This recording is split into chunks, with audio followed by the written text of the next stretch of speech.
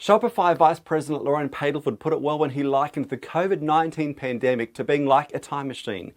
He suggested what it did is it brought 2030 forward to 2020, and I reckon he's absolutely spot on.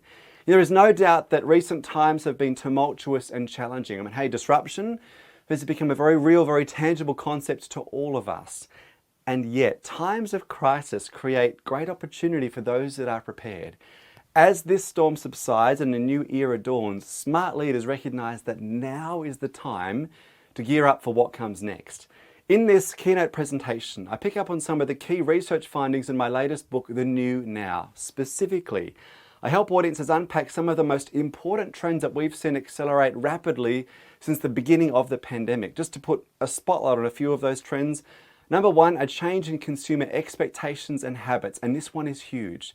Throughout the pandemic, 3 in 4 consumers tried a new way of shopping for the first time, many of them using e-commerce in a meaningful way for the first time in their lives. 70% of these consumers plan to maintain these habits moving forward. Now, this is not to say that traditional bricks and mortar commerce will disappear, but what consumers are now looking for has changed. And this has huge implications that we simply cannot afford to ignore. Number 2 is around the whole theme of technological acceleration.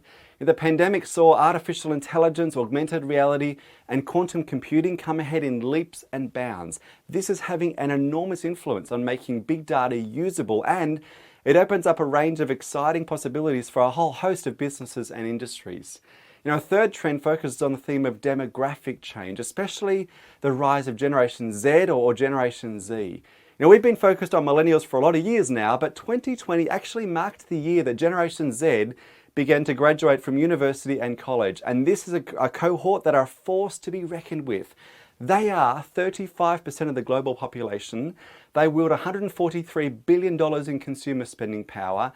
But they're different. They have their own unique set of expectations, attitudes, and values. They are buying different things in different ways and for different reasons than even their elder cousins, the millennials. This group are your future marketplace and your future workforce. Now is the time to get your head around what makes them tick so you can engage them in a meaningful way. And a final trend is the whole theme of how we work and the way that has changed. And it's hard to overstate just how significant the great COVID work from home experiment will be when we look back on it in years to come. Prior to the pandemic, only 5% of workdays were worked remotely or from home. This changed overnight as the COVID pandemic hit, and the genie is well and truly let out of the bottle. According to Gartner, 82% of employers plan to keep remote work arrangements for the years to come. This has massive implications for things like collaboration, culture, mentoring, and workforce planning. The COVID-19 pandemic wasn't something that any of us would have chosen, but it happened, and it's changed everything forever. A wise mentor once told me that you cannot find new treasure using an old treasure map, and it's true.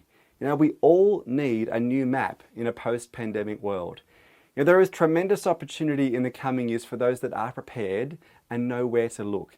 That is the focus of this keynote presentation. To give you a clear indication of what has changed, a look at what's coming next, and what it will take to win in the new now.